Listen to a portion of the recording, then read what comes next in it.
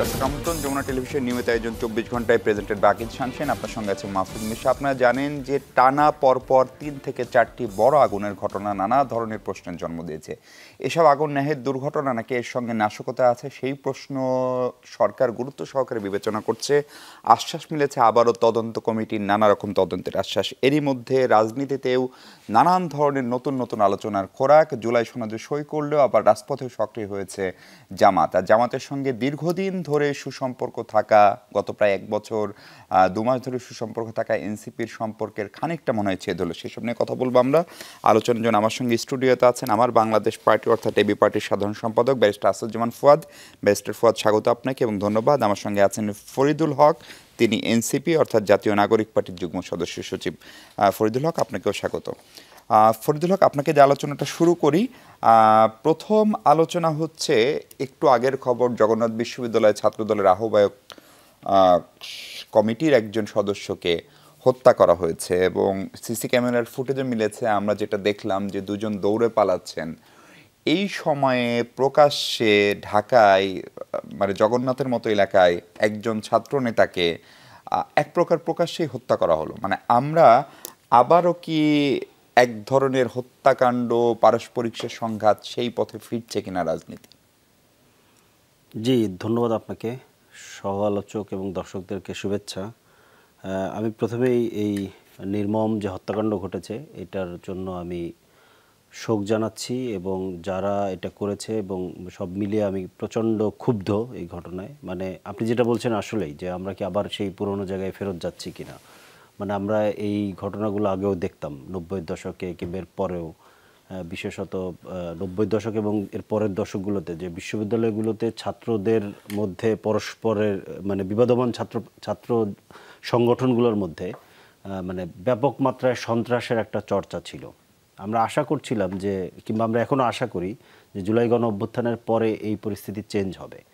কিন্তু এর মধ্যে আজকের যে ঘটনাটা ঘটেছে এটা খুবই হৃদয় বিদারক এবং খুবই আশঙ্কার। ছাত্রদলের একজন কর্মীকে এইভাবে মানে এইরকম, আমি রাষ্ট্রের যারা কর্তৃপক্ষ আছে, সরকারের যারা কর্তৃপক্ষ আছে তাদের কাছে জোর দাবি জানাচ্ছি যে এই বিষয়ে খুব দ্রুততম সময়ে পদক্ষেপ নেওয়ার জন্য।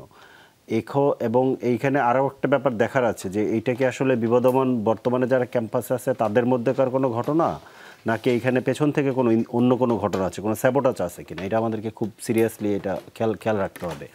কারণ আমাদের সবারই একটা জিনিস মনে থাকার কথা যে জুলাই গণ অভ্যুত্থান কিন্তু প্রধানত ছাত্রদের নেতৃত্বে হয়েছে এবং ছাত্ররা সামনে ছিল। তো বিভিন্ন বিশ্ববিদ্যালয় ক্যাম্পাসের ছাত্র সংগঠনগুলোর নেতারা তারা কিন্তু মানে সামনে ছিল এবং তারা একেবারে প্রকাশ্যে ছিল। তো তাদের উপরে কোনো টার্গেট করা হচ্ছে কিনা, কোনো একটা গোপন জায়গা থেকে তাদের উপরে কোনো টার্গেট করা হচ্ছে কিনা, সামনে নির্বাচনকে রেখে পরিস্থিতিকে একটা মানে ঘোলাটে জায়গায় নিয়ে যাওয়া, একটা আতঙ্কের পরিবেশ তৈরি করার ব্যবস্থা করা হচ্ছে কিনা, এটার জন্য খুব দ্রুত গোয়েন্দা সংস্থাগুলোকে তৎপর হতে হবে এবং সরকারের নির্ধারিত কর্তৃপক্ষ স্বরাষ্ট্র মন্ত্রণালয় সহ যারা আছে তাদেরকে খুব সিরিয়াসলি এটার ব্যাপারে তৎপরতা দেখাতে হবে। আমাদের সঙ্গে যুক্ত হয়েছেন জনাব এম এ মালেক বিএনপি চেয়ারপারসনের উপদেষ্টা এবং যুক্তরাজ্য বিএনপির সভাপতি বটে। মালিক ভাই, আপনাকেও স্বাগত। আমরা কথা বলছিলাম একজন ছাত্র নেতা, ছাত্র দলের, তাকে হত্যা করা হয়েছে জগন্নাথ বিশ্ববিদ্যালয়ে। আমি একটু ব্যারিস্টার ফুয়াদ আপনার কাছে আসতে চাই যে ধরেন মিরপুরের যে হত্যাকাণ্ড, গার্মেন্টস এবং একটি কি বলে কেমিক্যাল গোডাউনে, সেটির রেশ কাটতে 16 জন মানুষ মারা গেল। মারা যাওয়ার পর আমরা 1 লাখ 2 লাখ টাকা দিয়ে সরকার বলি রাজনৈতিক দলগুলো এক ধরনের আশ্বাস দেয়। ঠিক তারপরের দিন চট্টগ্রাম ইপিজেড খুবই সংরক্ষিত এলাকা, সেখানে আগুন এবং 9তলা ভবন একটা তলা ভেঙে গেল। এবং তারপরে হচ্ছে ঢাকার যে শাহজালাল বিমানবন্দরের ঘটনা। আপনার বিভিন্ন ভিডিওতে আমরা বিভিন্ন সময় দেখে দিই যে নানান ধরনের শক্তি সক্রিয় এবং নির্বাচনের সময় আসলো, জুলাই সনদ হলো, তারপর পরে এই ঘটনাগুলো, এগুলোর কোনো আন্তঃসম্পর্ক নিশ্চিতভাবে গোয়েন্দা সংস্থা বা তদন্তের পরে বলা যাবে। আপনি নিজে আইনের মানুষ, রাজনীতিরও মানুষ, আপনার আসলে বোঝাপড়াটা কি এগুলো নিয়ে? ধন্যবাদ। প্রথম কথা হচ্ছে যে এই ঘটনাগুলো নিয়ে কথা বলবার আগে হচ্ছে শুক্রবার নিয়ে কথা বলি। আপনার জুলাই সনদ যেদিন স্বাক্ষর হবার কথা, সেদিন দিনের বেলায় দেখলেন যে জুলাই যোদ্ধা ব্যানারে শত শত নারী পুরুষ আপনার প্রতিবাদ করতে এসছেন এবং সিকিউরিটি বেষ্টনী ভেঙে মঞ্চে চলে গেছেন, ওখানে চলে গেছেন। প্রশ্ন হচ্ছে যে এখানে অনেকগুলো অবজারভেশন আছে। প্রথম অবজারভেশন হচ্ছে জুলাই যোদ্ধা ব্যানার নামে কোনো কিছু করাটা ন্যায্য না, কারণ যারা গেঞ্জি পরা ছিলেন তার থেকে বেশি জুলাই যোদ্ধারা গেঞ্জি পরা নাই। আমরা সবাই জুলাই যোদ্ধা কোনো না কোনো ফর্মে। কিন্তু প্রশ্ন হচ্ছে যে এই রকম কোনো একটা ব্যানারকে ফ্রন্টে এনে দাবি দেওয়া উত্থাপন করার সাথে ৭১-এর চেতনা ব্যবসার একটা সম্পর্ক আছে। দাবি দেওয়া, জিন্সের প্যান্ট পরে, লুঙ্গি পরে, আধা খালি গায়ে দাবি দেওয়া করা যায় যে আমার এটা ন্যায্য দাবি রাষ্ট্রের কাছে। অতএব প্রথম কথা হচ্ছে যে এই ব্যানার বিক্রি করার, চেতনা বিক্রি করবার প্রতিবাদ থেকে আমাদের বের হয়ে আসা দরকার। দ্বিতীয়ত হচ্ছে যে আপনার যারা দাবি নিয়ে এসছেন, শত শত আহত, পঙ্গু, শহীদ পরিবারের সদস্যরা এসছেন, নিঃসন্দেহে কোনো সন্দেহ নাই, এবং তাদের দাবিগুলো ন্যায্য। যে তারা অনেকেই পুনর্বাসিত হন নাই, ভালো চিকিৎসা পান নাই, তারা যে পরিমাণ ক্ষতিপূরণ পাওয়ার কথা ছিল তার পুরোটা এখনো পায় নাই, এবং রেজিস্ট্রেশন প্রসেস নিয়ে কথা আছে। ওই সময় তো আওয়ামী ছাত্রলীগের লোকজনও তো জুলাই যোদ্ধা, তারাও তো জুলাইতে ব্যাপক যুদ্ধ করছেন, এবং ওই জুলাই যোদ্ধা, ওই শহীদদেরকে দেখতে তো হাসিনা ঢাকা মেডিকেলেও গেছেন। তো তারাও তো এই তালিকাভুক্ত আছেন, এবং বিভিন্ন জায়গায় এরকম ফেক তালিকাতে তাদের নাম আছে, যারা ছাত্রলীগের বিভিন্ন পর্যায়ের গুন্ডা পান্ডারা, ল্যাসপেন্সাররা মারামারি করেছে। এরপরে ওই সময়টাতে গাড়ি অ্যাক্সিডেন্টে মারা গেছে, ডাব গাছ থেকে পড়ে মারা গেছে, এরকম একজন আমাকে সরকারি অফিসাররা বলছেন যে ভাই ডাব পাড়তে গিয়ে ওইখান থেকে পড়ে লোকটা মারা গেছে, রিপোর্ট হয়েছে দু একটা। হ্যাঁ, এরকম ঘটনায় ওরকম জুলাই যোদ্ধা, তাহলে তালিকাটা নিয়ে কনসার্ন আছে। তো সেই জায়গাতে আপনি এই দাবিগুলো ন্যায্য দাবি তো করতে পারেন। আপনার মানিক মিয়া এভিনিউতে বিস্তৃত ফুটপাত আছে, তারা যে কেউ ওখানে লম্বা করে দাঁড়ায় প্রতিবাদ করা, মিছিল মিটিং করা, যে ফর্মে হোক, রাষ্ট্রের কাছে, রাষ্ট্রকে চ্যালেঞ্জ করা, দাবি দেওয়া করার যৌক্তিক জায়গা আছে। তারা সেটা করতে চেয়েছেন, পুলিশ দেয় না, এই ব্যাপারটা কিন্তু এরকমও না। কিন্তু তারপরেও দেখলাম যে পুলিশের গাড়ি ভাঙা, র্যাবের গাড়িতে আপনার লাঠি, বাঁশ দিয়ে ভাঙার চেষ্টা করছে। এক ছেলেকে দেখলাম বলতেছে যারা আজকে স্বাক্ষর করে বেরোবে ওদের সবার হাত ভেঙে দেব, এগুলো বলতেছে। প্রশ্ন হচ্ছে যে এই যে এগুলো করবার মধ্য দিয়ে কি আপনি জুলাইয়ের প্রতি সিম্প্যাথি তৈরি করতেছেন, না জুলাইকে বিভক্ত করতেছেন? এটার মধ্য দিয়ে আসলে কার পারপাস সার্ভ হচ্ছে? তারপরে হচ্ছে আপনি যদি হোয়াইট হাউসের সামনে যান, আপনারা বহুবার গেছেন, ডাউনিং স্ট্রিটের সামনে যান, মালিক ভাই মাত্র লন্ডন থেকে আসছেন, প্রতিদিন সেখানে ডজন ডজন প্রতিবাদ হচ্ছে, কিন্তু কেউই সিকিউরিটি বেস্টনি পার হয়ে ভিতরে চলে যায় না। কারণ আজকে ওইখানকার দেশের সবচেয়ে গুরুত্বপূর্ণ সিকিউরিটি ইস্যু ইনভলভ। প্রধান উপদেষ্টা আসতেছে, উপদেষ্টা পরিষদের সদস্যরা, রাজনৈতিক দলের নেতারা, ডিপ্লোম্যাটরা আসতেছেন, এসে হিউজ প্রোফাইল প্রোগ্রাম হচ্ছে।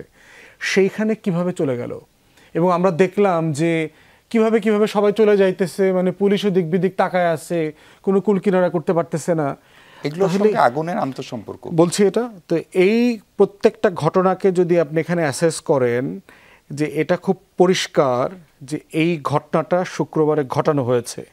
এটা আরও যা তথ্য আমার কাছে আছে এগুলো আমি বলতে পারবো না, যে আমি কোয়াইট কনফিডেন্ট যে এইরকম শত শত মানুষকে ঢাকা থেকে, ঢাকার বাইরে থেকে ঢাকাতে মোবিলাইজ করা হয়েছে, গেঞ্জি বানায় দেওয়া হয়েছে। আমরা জুলাই যোদ্ধা সবাই তো গেঞ্জি পরে আসছে, টি শার্ট পরে আসছে, এবং তাদের অধিকাংশ সাংবাদিকরাও জিজ্ঞেস করছে জুলাই সনদে আজকে কি হচ্ছে, এখানে কি ব্যাপার। দেখবেন কথা কিন্তু দিতে পারে নাই, কথাবার্তা বলতে পারে নাই, খুবই অ্যাব্রাপ্টলি বলছে। আওয়ামী লীগের সময় আমরা দেখছি কিন্তু এরকম ইন্টারভিউ, হাসিনার প্রোগ্রামে গেছে, তো কোত্থেকে আসছে, তো কি কারণে আসছে, দেখবেন কথা বলতে পারে নাই। তো এবং এখানে যৌথ বাহিনী আছে, আমার ডিজিএফআই, এনএসআই, এসবি, ডিবি, তারপরে হচ্ছে প্রধান উপদেষ্টার স্পেশাল ফোর্স। তারা কি করলো এর আগে 24 ঘন্টা 48 ঘন্টায়? এই পরিমাণ লোক মোবিলাইজ করতে হইলে আমাকে তো অনলাইনে অফলাইনে অনেক কার্যক্রম পরিচালনা করতে হয়েছে। ঢাকার বাইরে থেকে বাস ভরে লোক আসছে, এই পুরো প্রসেস গোয়েন্দা সংস্থার বাইরে চলে গেছে। Simply stupid. মানে এটা আমার কেউ বোঝানোর চেষ্টা করলে, ভাই আমি কি ডালি ভাত সিদ্ধ করে খাই না, আমি কাঁচা চাল খাই, মানে আমাদের একটা কমন সেন্সে পড়তে হবে তো এই জিনিসটা।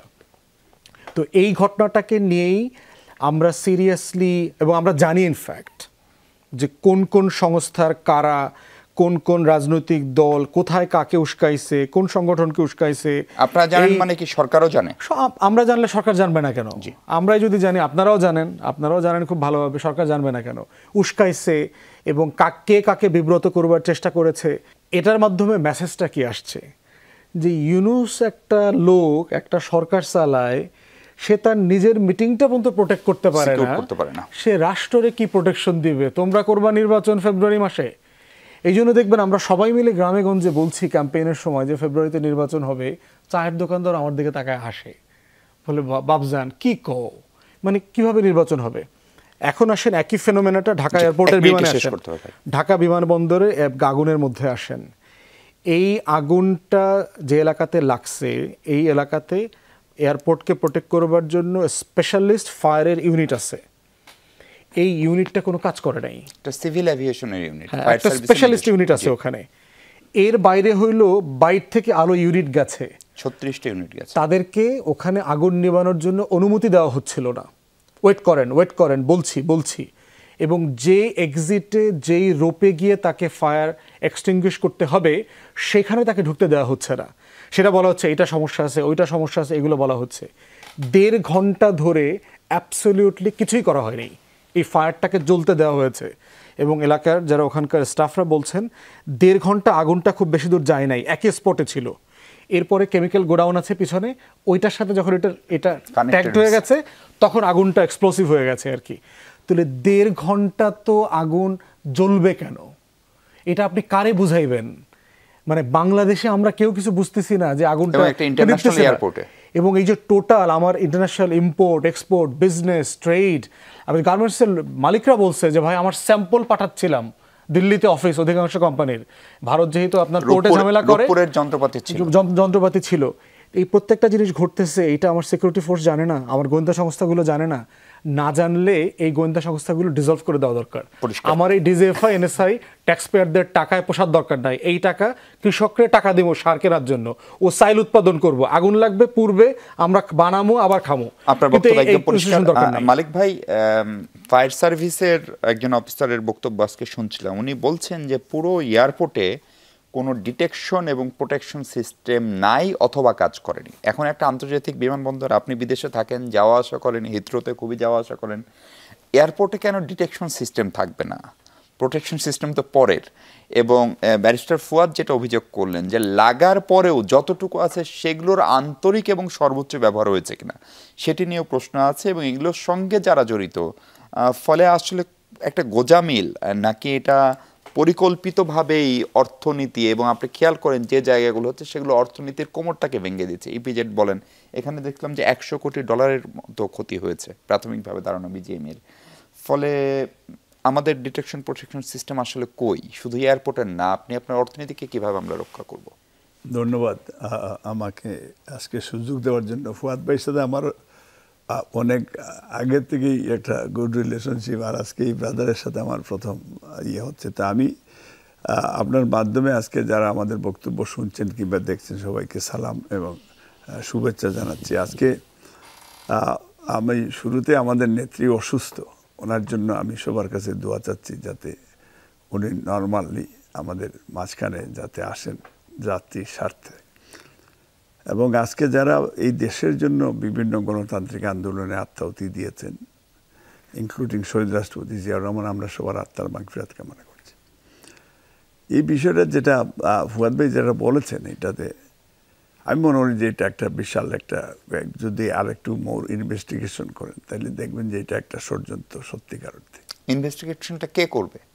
এটাই তো প্রশ্নটা। যদি সরকারের তো দায়িত্বে পড়ে, এবং এখানে দেশি বিদেশি বিষয়, এখানে বাংলাদেশে আমি ইদানিং যতটুকু দেখেছি ইন্ডিয়ানরা স্টিল ভেরি অ্যাক্টিভ, এবং এই দেশে যাতে সত্যিকার অর্থে এই দেশের মানুষ আইনশৃঙ্খলা এবং ফেসিস্ট, যেমন গত ফেসিস্টরা বিলিয়ন ডলার দেশের বাইরে তারা পাচার করে নিয়ে গেছে, এবং এখন পর্যন্ত দিল্লিওয়ালারা আমাদের এগেনস্টে একটা অ্যাঙ্গার বিভিন্ন ইস্যুতে দেখবেন যে তারা এখনো সফট না আমাদের প্রতি, এবং তারা নট ভেরি হ্যাপি যে আপনার তাদের পাপেট সরকারকে আপনারা সরিয়েছেন। এবং যেটা এই নেইবারিং কান্ট্রি হিসাবে যে আচরণ যেগুলি তাদের করার কথা ছিল, এটা কিন্তু এখনও করছে না তারা, এবং এখন বাংলাদেশকে তারা খুব আন্ডারমাইন করছে। এবং বাংলাদেশে মুসলমান বলেন, হিন্দু বলেন, খ্রিস্টান বলেন, বুদ্ধিস্ট বলেন, সবার বিরুদ্ধেই কিন্তু একটা কনস্পিরেসি এরা কন্টিনিউয়াসলি করে যাচ্ছে। প্রশাসনেও এই আপনি এয়ারপোর্ট থেকে শুরু করে যদি আপনি বাংলাদেশের প্রত্যেকটা জায়গায় দেখবেন, আমার দৃষ্টিতে অনেক এখনো সেই প্রেতাত্মারা রয়ে গেছে, সেই দিল্লির দালালগুলি রয়ে গেছে এখন পর্যন্ত, এবং তারা কন্টিনিউয়াসলি তারা এখনো ভেরি পাওয়ারফুল। এবং এই যে আমি কিছুদিন আগে যেটা বললাম যে কিছু সংখ্যক উচ্চ বিলাসী সেনা কর্মকর্তা যাদেরকে আপনারা ওই যে গত 15 বছরে এই যে সকল ডিজিএফআই, এনএসআই বা যারা সেনাবাহিনীতে, তারা এই আয়নাগরের কারিগররা এখন পর্যন্ত বাংলাদেশ রাষ্ট্রে একটা জেলে পরিণত করেছিল।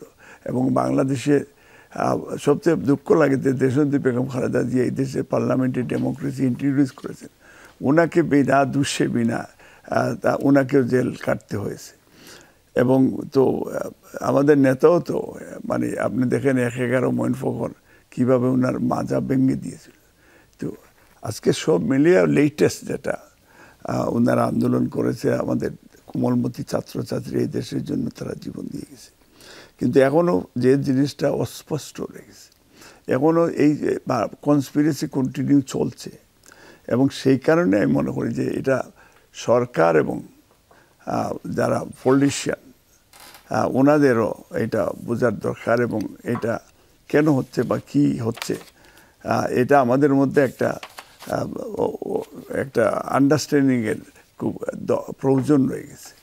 আন্ডারস্ট্যান্ডিং যদি না থাকে, আপনার জাতীয় স্বার্থে যদি এক না হই এবং মানবতার স্বার্থে বলেন আপনার এগুলি যদি আমরা পলিটিশিয়ান বা দল যদি আমরা এক না হই, তাহলে তো আনফর্চুনেটলি আমাদের জাতির খুব দুর্ভাগ্য হবে। এবং এখন যেটা এলোমেলো সরকার, যেটা যদিও এখন যদি এই সরকার দুর্বল যদি থাকে, তে রাষ্ট্র দুর্বল হয়ে যাবে। এবং অর্থনৈতিকভাবে তো অলরেডি গত সরকারের দেশকে দেউলিয়া করে চলে গেছে, এবং এখনও প্রিন্টিং মেশিন দিয়ে টাকা দিয়ে, আর ম্যাক্সিমাম যে ফরেন কারেন্সিগুলি আসতেছে, যে রেমিটেন্স যোদ্ধারা আমরা যারা দেশের বাইরে যারা ছিল, তারা অনেকটা। এই যে 14 মাসেও যে সরকারের মতো আচরণ করতে পারলো না, বা আপনি যেটাকে দুর্বল বলছেন, সেই দায় কি কেবল সরকারের, নাকি সেই দায় খানিকটা বিএনপিকেও নিতে হবে? বিএনপি পলিটিক্যাল পার্টি যারাই আছে সবারই কিন্তু এটা কনসার্ন থাকার দরকার, এবং সবাই মিলেমিশেই কিন্তু এইসব সমস্যাগুলির সমাধান করা আমাদের প্রয়োজন। তবে আমরা তো অ্যাকচুয়ালি যেটা ফুয়াদ ভাই উনি বাইরে ছিল, উনিও অনেক ডেমোক্রেটিক আন্দোলনে ওনাদের অংশগ্রহণ ছিল। আমরাও গত 15 বছরও কিন্তু মানুষের ভোটাধিকার ফিরিয়ে দেওয়ার জন্য আমরা আন্দোলন করেছি। আমাদের ভারপ্রাপ্ত চেয়ারম্যান আমাদেরকে নেতৃত্ব দিয়েছেন। এবং সেই যে এখন ওই যে নির্বাচনের বিষয়েও আমরা কিন্তু অনেক একমত হচ্ছি না, যেটা সত্যিকার অর্থে আওয়ামী লীগও গত 15 বছর আমাদেরকে ভোট দিতে দেয়নি, ইয়াংস্টারদেরকে ভোট দিতে দেয়নি। এবং এই বাংলাদেশে কিন্তু আমি বলে দিয়ে দেখলাম যে ইন্ডিয়ানরাও চায় না বাংলাদেশে নির্বাচন।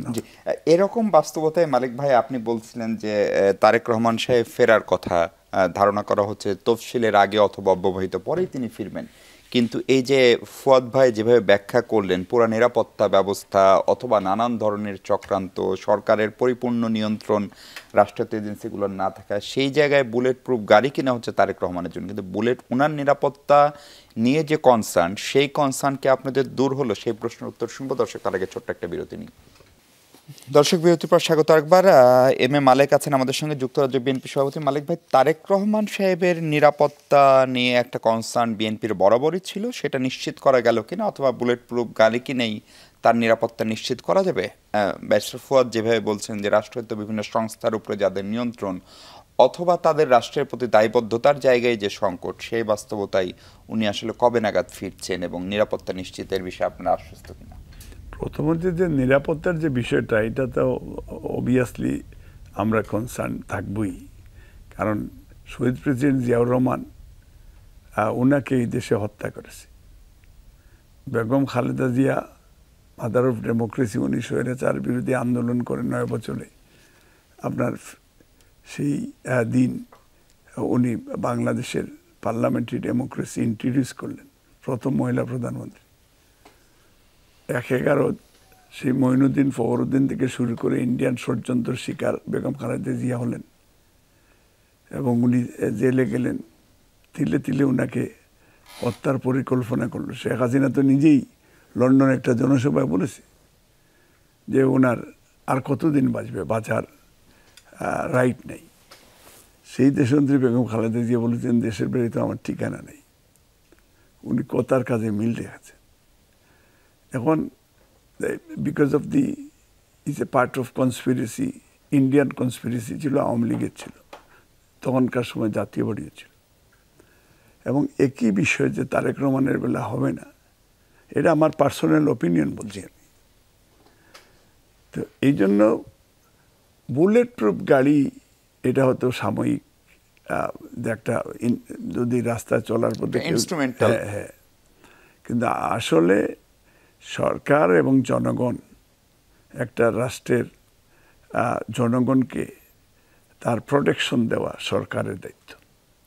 এবং সেই সাথে যদি বিশেষ করে বাংলাদেশের আপনাদেরও কিন্তু ভূমিকা অনেকটা সাংবাদিকদের রয়েছে সেখানে। উনি কবে ফিরছেন? নভেম্বরের তফসিলের আগে না পরে, বা কোনো সময়সীমা বলতে পারেন? আমি যতটুকু জানি যে মহাসচিব অচিরেই একটা ঘোষণা দিবেন, তো মহাসচিবের জন্য ওইটাই সারপ্রাইজ থাক। এটা কারণ আমি না বললে উনি, আমি যতটুকু জানি যে উনি একটা সুনির্দিষ্ট সময়সীমা দিয়ে দিবেন। জি জি, ব্যারিস্টার ফুয়াদ, আপনার কাছে প্রথম প্রশ্ন হচ্ছে যে সনদে যারা সই করলেন আপনারা, বিশেষ করে জামাতও শেষ পর্যন্ত করেছে, সনদে সই করার পরেও জামাত আবার রাজপথেও রয়েছে, জামাত এবং ইসলামী আন্দোলন। বিশেষ করে নিম্নকক্ষে পিয়ারের বিষয়টা নিয়ে ঐক্যমত্য কমিশনে খুব বেশি আলাপ কি হয়েছে, নাকি সেটা মূলত উচ্চ কক্ষ কেন্দ্রিক ছিল? এবং জামাতের এই সই করা এবং রাজপথে থাকা, এই দুইটা খানিকটা দ্বান্দ্বিক মনে করেন কিনা রাজনীতিবিদ হিসেবে? না, মনে করি না। একটা বিষয় দেখেন যে এনসিপি এই পলিটিক্যাল ইনস্ট্রুমেন্টটা সাইন করে নাই, কিন্তু এটাকে এনসিপিরও একটা দলিল না? সনদ বলতে যা বোঝানো হয়, এটা তো কালেকটিভলি আমরা সবাই মিলে তৈরি করেছি ঐকমত্য কমিশনে। এনসিপি সবচেয়ে সক্রিয় ছিল এটা। হ্যাঁ, অফকোর্স এটা তাদেরই দাবি, তাদের গণ অভ্যুত্থানের সবচেয়ে গুরুত্বপূর্ণ দাবি ছিল ঘোষণাপত্র এবং সনদ। অতএব এই ডকুমেন্টটা কিন্তু আমাদের সবার পলিটিক্যাল ডকুমেন্ট। এইটা as much as it is owned by BNP, the same amount extent আমরাও এটার মালিকানা আছি, অথবা এনসিপিরও সমান মালিকানা আছে। তো এই জন্য প্রশ্ন হচ্ছে যে অঙ্গীকার নামাটা কিন্তু একটা সেপারেট জিনিস। সনদ is a agreed political document, historical document, এটা সব দল একমত হয়ে গেছে এখানে। অঙ্গীকার নামাটা ছিল আমার কাছে একটা সিম্বলিক, যে পুরো নেশনকে এই ইমপ্রেশনটা দেওয়া যে গণ অভ্যুত্থান পরবর্তী বাংলাদেশে আমরা সবাই কমন মিনিমাম জায়গাতে সবাই একমত, এবং এই একমতের জায়গাটা হচ্ছে এই সনদ। এখানে আমরা সবাই একমত। এরপরে আমার নিজস্ব পার্টি পলিটিক্স আছে, আমার সাথে বিএনপির দ্বিমত আছে, জামাতের দ্বিমত আছে, এনসিপির দ্বিমত আছে, এবং এই দ্বিমতগুলো আমরা পাবলিকলি বলবো। পলিটিক্যাল ল্যাঙ্গুয়েজে যতটুকু সহনশীল, সম্মানের মর্যাদা রেখে বলা যায় সেটা আমরা বলে যাব। তো সেইটা তাদের একান্তই পলিটিক্যাল ডিসিশন। তারা মনে করছে যে সনদ বাস্তবায়নের ব্যাপারে প্রভিশন না রেখে এই অঙ্গীকারনামার কোনো মানে নেই। তো অঙ্গীকারনামার ব্যাপারে আমরা বোধ করছি যে একটা পলিটিক্যাল ডকুমেন্ট, আমরা তো ইনস্ট্রুমেন্ট আলোচনা করছি, গণভোট হবে, আরও 2 সপ্তাহ এক্সটেন্ড করা হয়েছে, গণভোটের নিটিগ্রিটিগুলো নিয়ে আলোচনা হবে, তো সেখানে এটা যাবে। আর একই মৌসুমে সব ফল খেতে গেলে যেটা হবে, পেটে কোনোটা শুইবে না। মানে পলিটিক্যাল হিস্ট্রি দেখলে যে আমার প্রত্যাশাটা আমি এখানে যেতে চাই, কিন্তু আমি যদি সব দলকে নিয়ে যেতে চাই তাহলে হচ্ছে এটা উবুন্তুর মতো চিন্তা করতে হবে। যে উবুন্তুর যে ঘটনা আছে, যে আমরা যখন সবাই মিলে আগাই একটু স্লো হয়, কিন্তু সবাই মিলে আগানো যায়, একা দ্রুত হাঁটা যায়। আপনি যদি গতি ধরে রাখবেন না সবাইকে নিয়ে হাঁটবেন, এটা হলো চয়েস। রাষ্ট্র জাতি এখানে হচ্ছে গতি স্লো করে হলেও সবাইকে নিয়ে যেতে হয় না, আমি তা বোধ করছি না, কারণ সনদের ব্যাপারে তারা তো একমত, প্রিটি একমত। নিম্নকক্ষের ভোটের বিষয় নিয়ে ঐকমত্য কমিশনে কোনো আলোচনা হয়নি, শুধুমাত্র উচ্চকক্ষ নিয়ে আলোচনা হয়েছে। জামাত, ইসলামী আন্দোলন বাংলাদেশ সহ বেশ কয়টা দল রিপিটেডলি ওখানে এইটাকে এজেন্ডাভুক্ত করবার জন্য তারা বলেছে, কিন্তু সেটা কমিশন বারবার বলেছে আমাদের সময় কভার করবে না। তাহলে এখন বিএনপি উচ্চকক্ষ মানছে, উচ্চকক্ষে সিটের পিয়ার পর্যন্ত মেনেছে, উচ্চকক্ষে কাজের এখতিয়ার নিয়ে দ্বিমত আছে। আমরা বাকিরা যারা আছে আমরা বলছি যদি ভোটের পিয়ার না হয় তাহলে উচ্চকক্ষ হওয়ার কোনো প্রয়োজন নাই। আরও 100 সংরক্ষিত আসন, 100 লুটপাট, 100 তহবিল বাণিজ্য, 100 থোক বরাদ্দ, 100 প্লট ফ্ল্যাট গাড়ি রাজুক, মনোনয়ন বাণিজ্য, এগুলোর কোনো প্রয়োজন নাই। এবং কাজের এখতিয়ার নিয়েও আমরা দ্বিমত করেছি যে সংবিধান সংশোধনকে সামনে রেখেই উচ্চকক্ষ প্রস্তাব করা হয়েছে, যেন হাসিনার মতো কেউ ব্রুট মেজরিটি পেয়ে একদলীয় সিদ্ধান্তে সংবিধান বদলাতে না পারে। সেখানে যেন একটা কালেকটিভ কম্প্রোমাইজ ডিসিশন মেকিংয়ের জায়গা থাকে। জামাত এবং তাদের 8 দলীয় জোট যেটা করছে, তারা তাদের পলিটিক্যাল ক্যাম্পেইন করছে, তারা বোধ করছে যে পিআরটা নিয়ে তাদের নেগোশিয়েট করবার সুযোগ আছে। আরও কয়েকটা বিষয় নিয়ে আছে, আমরাও এরকম অনেকগুলো বিষয় একমত, কিন্তু আমরা বোধ করছি যে বিষয় নিয়ে আমার সরকারের সাথে নেগোশিয়েট করার ফোরাম আছে, ফোরামকে বাদ দিয়ে, এবং ফোরামটা ফাংশনাল, এরকম একটা ফাংশনাল ফোরাম রেখে আমি কেন রাস্তায় যাব? এবং আরো 31 তারিখ পর্যন্ত আরো 2 সপ্তাহ সময় আছে। আমার যখন রাষ্ট্রের সাথে মুখোমুখি বসার পরিবেশ শেষ হয়ে যাবে, এক্সস্ট হয়ে যাবে, তখন আমি রাস্তায় নামবো, তখন আমি রাজপথে কথা বলবো। তো সেই জায়গাতে সে তার পলিটিক্স করছে, আমরা আমাদের জায়গা থেকে ব্যাপারটাকে এভাবে দেখছি। একদম পরিষ্কার। ফরিদুল হক, আপনার কাছে প্রশ্ন হচ্ছে, এনসিপির সঙ্গে হঠাৎ করে জামাতের কি এমন হলো যে নাহিদ সাহেবকে আজকে রাজনৈতিক প্রতারণা করছে জামাত, এরকম কঠিন শব্দ? মানে উনি তো খুবই কম কথা বলেন এবং খুব মেপে কথা বলেন, ফলে ওনার মুখ থেকে এরকম কথা শোনা মানে এটা অনেক কিছু মিন করে। ফলে জামাতের সঙ্গে কি আপনাদের এক ধরনের দূরত্ব বা বিচ্ছেদ তৈরি হলো, নাকি এটা আসলে ভোটের কোনো একটা কৌশল, বিএনপির কাছাকাছি যাওয়ার চেষ্টা? জি, মানে খুব যেভাবে সবসময় বলা হয় আর কি, সেই একই ফ্রেমে আপনি প্রশ্নটা করছেন। মানে ধরেই নেওয়া হয় আগে যে জামাতের সাথে এনসিপির সম্ভবত কোনো একটা গোপন সম্পর্ক আছে। এখন এই সম্পর্ক থেকে এনসিপি সম্ভবত বিএনপির কাছ থেকে কোনো একটা বিশেষ সুবিধা চাচ্ছে, এই জন্য এটা করছে। জামাত যখন পিয়ারের দাবিতে সমাবেশ করলো, সেইখানে আপনারা গিয়ে বক্তব্য দিয়ে সেটিকে সমর্থন জানিয়েছেন। পিয়ারের দাবিতে সমাবেশে, জামাতের পিয়ারের দাবিতে সমাবেশে আমরা যাইনি, এটা অন্য আর একটা ইস্যুতে ছিল। আর সমাবেশে যে গেল, আমরা তো পিয়ারের দাবিকে ধরেন আমরা কখনো করিনি, লোয়ার হাউসের পিয়ারের দাবি আমরা কখনোই চাইনি। আচ্ছা। এবং এই প্রশ্নে ফুয়াদ ভাই যেটা বলছে, আমাদের পজিশনও তাই। পিয়ারের দাবিটা হচ্ছে আপার হাউসে, এবং আপার হাউস হলে পিয়ারে হতে হবে, না হলে আপার হাউসের দরকার নাই। শুধু আসলে আর একটা খরচ বাড়বে রাষ্ট্রে, সেটার পরিমাণগত আমি জানি না। আর লুটপাটের পরিমাণগত এটা তো মান্নান ভাই, মালেক ভাইরা আরও ভালো বলতে পারবে, আমরা তো এগুলো জানি না, ওনারা রাষ্ট্র চালাইছেন। তো এখন প্রশ্নটা হচ্ছে যে জামাতের সাথে ব্যাপারটা হচ্ছে যে এনসিপির সবার সাথে একই রকমের সম্পর্ক ছিল। মানে এটা এই বিশেষ ফ্রেমিংটা ধরেন গত ইয়ের পর থেকে, বিশেষ করে ঐক্যমত কমিশন হওয়ার পর থেকে, কিংবা কমিশন হওয়ার পর থেকে আসলে বিশেষ ফ্রেমিংটা আসছে জামাত এনসিপি, যেটা আগে জামাত বিএনপি করা হতো। এটা একটা দিল্লির ন্যারেটিভ। ওই জায়গা থেকে একটা ধরেন এই ন্যারেটিভটা আবার ধরেন ওই দিল্লিপন্থী কিছু লোক আবার ধরেন বিএনপির ঘাড়ে এখন ভর করছে, তারা হচ্ছে এই ন্যারেটিভটা মূলত হচ্ছে উৎপাদন করে। তো এই জায়গাটা ধরেন শুরু থেকেই ধরেন এই ফ্রেমিংটা করা হয়েছে। ভেতরে কি আছে না আছে, আমাদের সবার সাথে একই রকম সম্পর্ক। কোন আসপেক্ট হচ্ছে গণ অভ্যুত্থানের সময় সবাই সবার সাথে একই সম্পর্কের মধ্যে ছিল। এবং যখন থেকে ধরেন কমিশনের কার্যক্রমগুলো শুরু হয়েছে, প্রত্যেকের সাথে বসছে, আলাদা আলাদাভাবে বসছে, একত্রে বসছে, 9 দল বসতেছে, 5 দল বসতেছে, 6 দল বসতেছে, দল টু দল বসতেছে, জামাত বিএনপির সাথে বসতেছে, বিএনপি এনসিপির সাথে বসতেছে, এনসিপি জামাতের সাথে বসতেছে, এগুলো কিন্তু চলছে। কিন্তু ওইখানে কিন্তু বিএনপি এনসিপি ফ্রেমিং কখনো হয় নাই। ফ্রেমিংটা হচ্ছে এনসিপি জামাত, এইটা হচ্ছে খুব গুরুত্বপূর্ণ। তো এইখানে ব্যাপারটা হচ্ছে জামাতের যে প্রসঙ্গটা, সেটা হচ্ছে যে রাজনীতিতে ধরেন আপনি এমনি সোজা মুখে বলে দিতে পারেন যে আমি তো এটা চাইতেই পারি, কিন্তু ব্যাপারটা হচ্ছে আপনি কখন কোনটা চাচ্ছেন, এটা খুবই গুরুত্বপূর্ণ। ধরেন আপনি পুরো আলোচনাটা হয়ে গেল, আলোচনাটার একদম শেষ মুহূর্তে এসে যখন ধরেন প্রক্রিয়ার আলোচনা ঢুকে গেছে, আমরা সনদ প্রায় সবাই ফাইনাল, ওই সময় ওনারা যুগপৎ আন্দোলন শুরু করলেন। এবং যুগপৎ আন্দোলনে কিন্তু ওনাদের 5টা দাবি, কিন্তু আপনি খেয়াল করে দেখেন বাংলাদেশের বেশিরভাগ মিডিয়াতে পিআরকে হাইলাইট করা হয়েছে। পিআর 2 নম্বর দাবি, এটা খুব গুরুত্বপূর্ণ। কেন পিআরকে হাইলাইট করা হচ্ছে, কোনটাকে আপনি প্রধান করছেন, কোনটাকে অপ্রধান করছেন, এটা খুব গুরুত্বপূর্ণ। তার মানে হচ্ছে পিআরের যেই দাবিটাই আসলে, যে আলোচনাটাই কমিশনে হয়নি, সেই দাবিটাকে আপনি ফোকাস করে ফেললেন, পুরো আলোচনাটাকে নিয়ে গেলেন হচ্ছে পিআরের জায়গায়। মানে এটা কি মিডিয়ার দোষ না জামাতের? না, এইখানে জামাতও তো ধরেন, জামাত তো এই ইয়েটা করলো তো, এবং মিডিয়াও ওইভাবে ধরেন, মিডিয়া জামাত মিলেই করছে, অথবা মিডিয়াও এটার মধ্যে মজা পাইছে, জামাতও এটা করছে, তাহলে তো ক্ল্যারিফিকেশন দেয়নি। আমরা তো বারবার বলছি যে জুলাই সনদের প্রশ্নে আমরা কিন্তু বারবার ক্ল্যারিফিকেশন দিচ্ছি, আমাদের কিন্তু সনদের এই জায়গাতে আমাদের প্রবলেম আছে। আমরা এই কারণে বলছি যে এটা শুধু একটা কাগজে দলিল, আমরা এটা সাইন করার জন্য এটা কিছু আসে যায় না। তো মানে সবাই একসাথে আগালাম, কিন্তু আগে থেকে আমরা একটা কাগজে দলিল করলাম, তো কী লাভ হইলো? তো কোনো লাভ হচ্ছে না। তো তো এই জায়গাটা হচ্ছে যে পিআরের ইস্যুটাকে প্রধান করে ফেলা, অন্য সকল আলোচনাটাকে গৌণ করে ফেলা। কিন্তু আমাদের ওই সময় আলোচনাটা, প্রধান আলোচনা ছিল যে আপনি জুলাই সনদটা বাস্তবায়ন করবেন কিভাবে, এটা হচ্ছে আমাদের প্রধান আলোচনা। প্রত্যেকটা সময়ের তো একটা প্রধান আলোচনা থাকে। জামাত কিন্তু সেই আলোচনায় এখনো আছে, সেই আলোচনায় তারা আছে, আলোচনা করতে করতে সাইনও করেছেন, আবার বলতেছেন সাইন নাকি প্রত্যাহারও করবে। আমি এটা ঠিক বুঝতে পারিনি সাইন কিভাবে করে এবং কিভাবে প্রত্যাহার করে, এই ব্যাপারটাও আমি ঠিক বুঝিনি।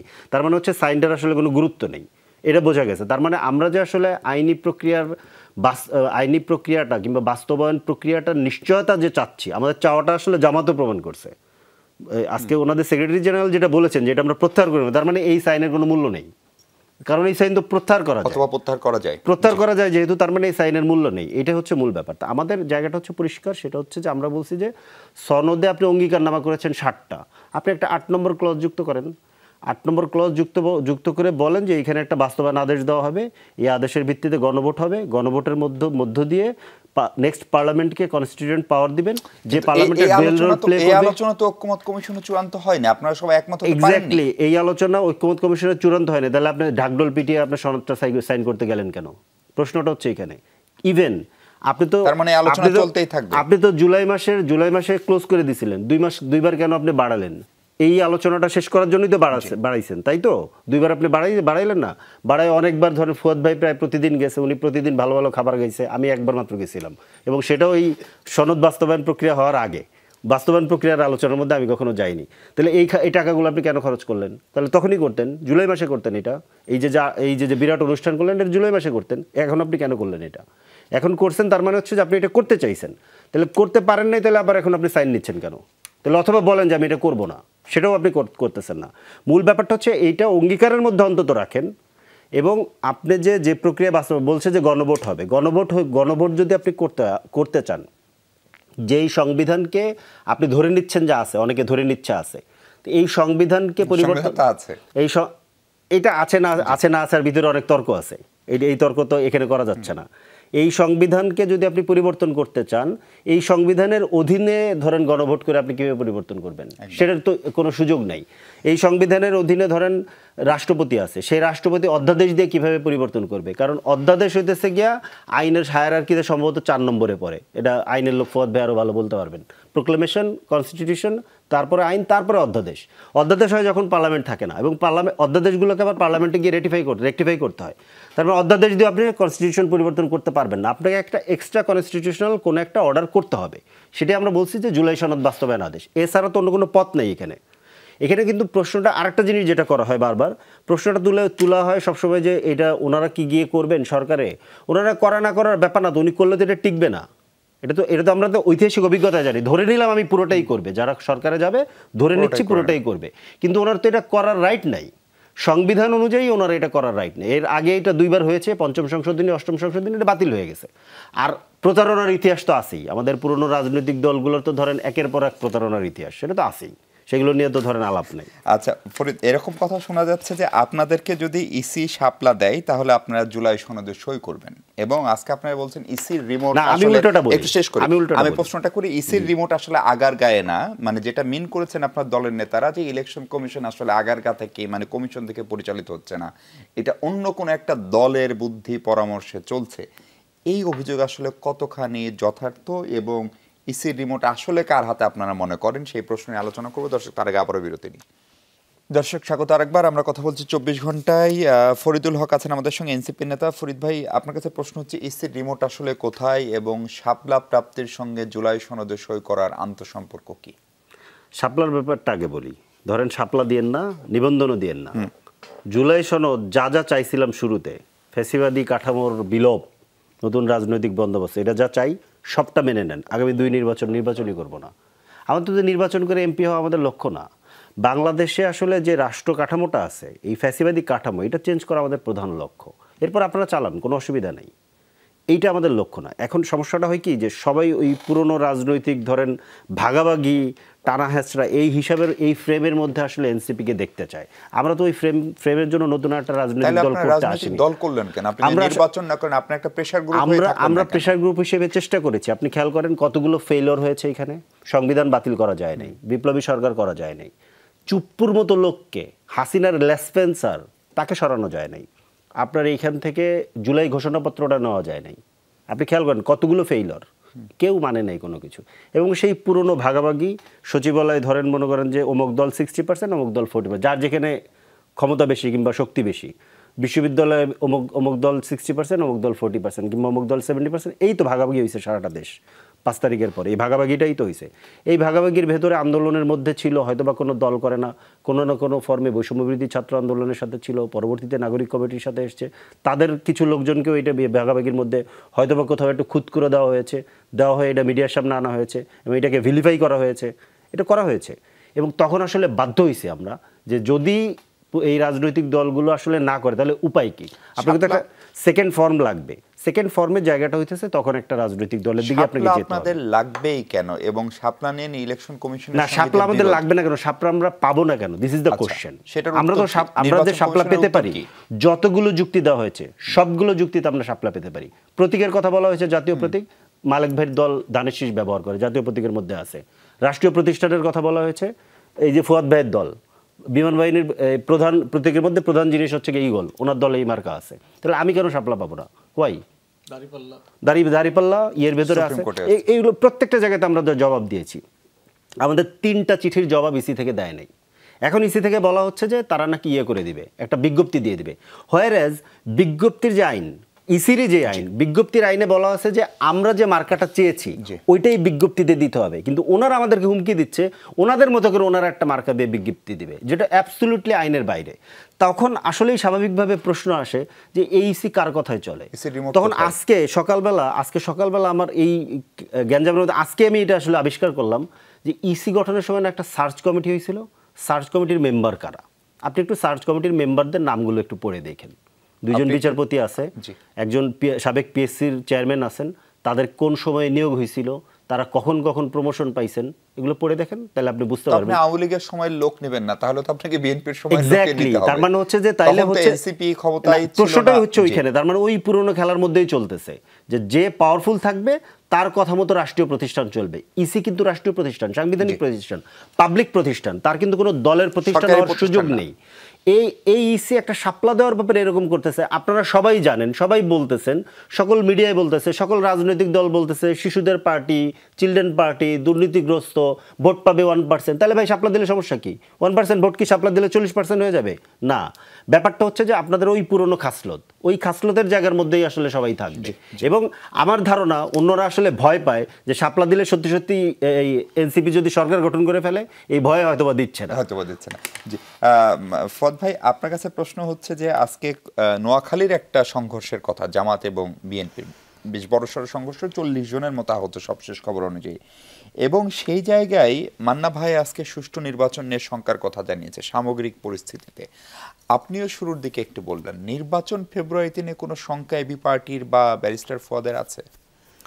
শঙ্কা না, চ্যালেঞ্জ দেখতে পাচ্ছি প্রচুর আর কি। একটা বিষয় দেখেন যে রাষ্ট্র হিসেবেই আমার গত 24 বছর একটা ভালো নির্বাচন করবার কোনো অভিজ্ঞতা নাই। এই রাষ্ট্র গত 24 বছরে দিল্লির ইঞ্জিনিয়ারিং ইলেকশন করেছে, মানে 2001 এর পর থেকে 2008-এ আপনার এই দিল্লির প্রেসক্রিপশনে নির্বাচন করেছে সুশীলরা মিলে, সামরিক বেসামরিক আমলারা মিলে। 14-তে গিয়ে একতরফা করেছে, 18-তে রাতে করেছে, 24-এ ডামি করেছে, কিন্তু সুষ্ঠু নির্বাচন করবার কোনো ইলেকশন এক্সপিরিয়েন্স নাই। আমার নির্বাচন কমিশনের কোনো ইলেকশন মেমোরি নাই অ্যাজ অ্যান ইনস্টিটিউশন। প্রত্যেক ইনস্টিটিউশনের কিন্তু একটা মেমোরি থাকতে হয় যে আমার আগের 5 বছরের কলিগ, তার 10 বছর আগের কলিগ, তার 20 বছর আগের কলিগ।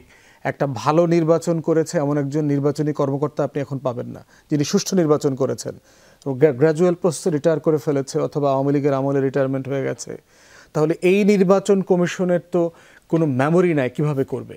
এরপরে কালেকটিভলি অ্যাজ এ নেশন আমার তো একটা ইলেকটোরাল ডিমেনশিয়া আছে। আমরা কেউই ভোট দিই নেই, আমরা কেউই জানি না যে একটা ভোট কী জিনিস। আপনি একটা ভিডিও হয়তো দেখেছেন, ডাকসু নির্বাচনের সময় একটা মেয়ে বলেছে ডাকসুতে তো আমরা কফি খেতে যাই, ডাকসুতে যে নির্বাচন হয় এটা এইবার সে প্রথমবার জানলো আর কি। ঢাকা বিশ্ববিদ্যালয়ের পরে একটা মেয়ে, যথেষ্ট মেধাবী মেয়ে আমাদের সোসাইটাল কনটেক্সটে, সে মনে করে ডাকসু একটা ক্যান্টিনের নাম। তাহলে আমার পুরো বাংলাদেশটাই গত 24 বছর ধরে একটা ডাকসু ক্যান্টিনে হয়ে আছে, কারণ এখানে কেউ ভালো ভোট দেয় নাই, কেউ দেয়ও নাই, কেউ দিতেও পারে নাই। তাহলে এই ধরনের একটা ইলেকটোরাল ডিমেনশিয়ার মধ্যে একটা নির্বাচনের যে চ্যালেঞ্জ কালেকটিভলি বোধ করার জায়গাটা, সেইখানে আমরা দেখতে পাচ্ছি সিরিয়াস ঢিলাঢালামি আছে, বুঝের ঘাটতি আছে। ইলেকশন কমিশনাররা প্রবাসী ভোটারদের জন্য কয়েকজন বিদেশ ঘুরে আসলেন। আরে ভাই, এই জিনিস করতে বিদেশ করতে যাইতে হবে কেন? এই যে খিচুড়ি বানাইতে বিদেশ যাওয়া লাগে, লিফট আনতে বিদেশ যাওয়া লাগে, বালিশ আর কলার সাইজ দেখতে বিদেশ যাওয়া লাগে, বিদেশ যাইতে হবে কেন? বিদেশে ভোট করতে হলে ধান লাগানো শিখতে বিদেশ যাওয়া লাগে। তাহলে এই যে টোটাল প্রসেসটাতে আমার কাছে মনে হয়েছে নির্বাচন কমিশনের যথেষ্ট সিরিয়াসনেসের ঘাটতি আছে। এরপরে ওনারা যে জেনারেশনের আমলা, কোনো উন্নতি হয়নি, মানে এটা চোখে পড়তেছে না, মানে যেটা একটা ভিজিবিলিটি, যে আপনি কাজ করলে, যেমন ধরেন বাণিজ্য উপদেষ্টা যে কাজ করে এটা কিন্তু আপনার কাছে দৃশ্যমান। মোস্তফা সরোয়ার ফারুকী যে কাজ করে এটা আপনি প্রত্যেকদিন টের পাবেন। লালনের মেলা হইতেছে, বাউল হইতেছে, ওস্তাদ আলাউদ্দিন খান নিয়ে প্রোগ্রাম হইতেছে, ডকুমেন্টারি, ড্রামা, তারপরে ঘুম নিয়ে একের পর এক ডকু সিনেমা করতেছে, আপনি টের পাচ্ছেন তো কাজ হইতেছে। আশিক চৌধুরী বিদায় কাজ করে, এটা কিন্তু আপনি টের পাই। তাহলে যে কাজ করে এটা তো আপনি টের পাবেন। এই ইলেকশন কমিশনের কোনো কিছু টের পাইতেছে না। ভোটার তালিকা নাকি হালনাগাদ হয়ে গেছে। আমি আমার আত্মীয় স্বজন কারো বাড়িতে তো আপডেট করতে আসে না। ফরিদ ভাইটা আসছে কিনা জানি না, মালিক ভাইটা আসছে কিনা তাও আমি জানি না। তাহলে কার বাড়ি, আমি যারাই জিজ্ঞেস করছি ভাই কারো বাড়িতে যায় নাই, তাহলে আমি ভোটার তালিকাতে নাম আছে কিনা আমি জানবো কেমনে? এরপরে ধরেন আমরা থাকি এক জায়গায়, ভোট করবো আরেক জায়গায়, আমার তো ভোট ট্রান্সফার করতে হইব, তো আমি ভোটার কিনা, কোন এলাকায় হইলাম সেটাও জানি না, ট্রান্সফার করব কখন? মানে এই যে কমপ্লিকেশনের প্রসেস আছে, এগুলোকে তো অ্যাড্রেস করতে হবে। ল এনফোর্সমেন্টের উপরে প্রত্যেক দিনকার ঘটনা যেটাকে অ্যাড্রেস করবার প্রয়োজন আছে। ইলেকশন কমিশনের ভিতরে যে ঘটনা ঘটে গেল রুবিন ফারহানার শুনানিকে কেন্দ্র করে, আজকে বিএনপি জামাতের সংঘর্ষের কথা বলছেন, এই যে পলিটিক্যাল ভায়োলেন্স উইদিন বিএনপির মতো বড় দল, তা যেখানে তার হিউজ কম্পিটিশন আছে, 17-18 বছর একটা দল নির্বাচন পাচ্ছে না, তার পার্টিটাই তো হচ্ছে ইলেকশন ফোকাস পলিটিক্যাল পার্টি, পেটি বুর্জুয়া দল, সিম্পলি তারা বেঁচে থাকে নির্বাচন করার জন্য বিভিন্ন ফোরামে। এবং একটা বিশাল জনগোষ্ঠী আছে বিএনপি যার জীবনের আজরাইল আসার আগে এটা শেষ নির্বাচন, এই সার্টিফিকেট নিয়ে এসে কবরে যাবে। একদম সময় নেই ভাই। আপনার কাছে প্রশ্ন হচ্ছে যে অভ্যুত্থানের বিপরীতে বিএনপিকে দাঁড় করানোর চেষ্টা করা হচ্ছে, বিশেষ করে নাহিদ ইসলাম অভিযোগ করেছেন এবং তার উত্তরে এটা সালাউদ্দিন সাহেব বলছে। এটার আসলে ব্যাখ্যা কি? বিএনপিকে কারা অভ্যুত্থানের বিপরীতে দাঁড় করানোর চেষ্টা করবে এবং কেন করবে? তাদের ফায়দা কি? এখানে মূল বিষয়টা হচ্ছে যে আপনি যদি কিছুদিন আগে, যেটা আমি ফলো করেছি বা একটা বক্তব্য দেখেছি, যে একটা রাজনৈতিক দল বলেছে ভারতকে কষ্ট দেওয়া যাবে না, তো একজন এটা বিশাল বড় দলের এক নেতা, তাহলে ভারতকে যদি কষ্ট দেওয়া যায় না, দলের নাম বলতে সমস্যা কি? জামাত ইসলাম। আচ্ছা, জামাত ইসলাম কে বলেছেন? আমির বলেছেন। আমির।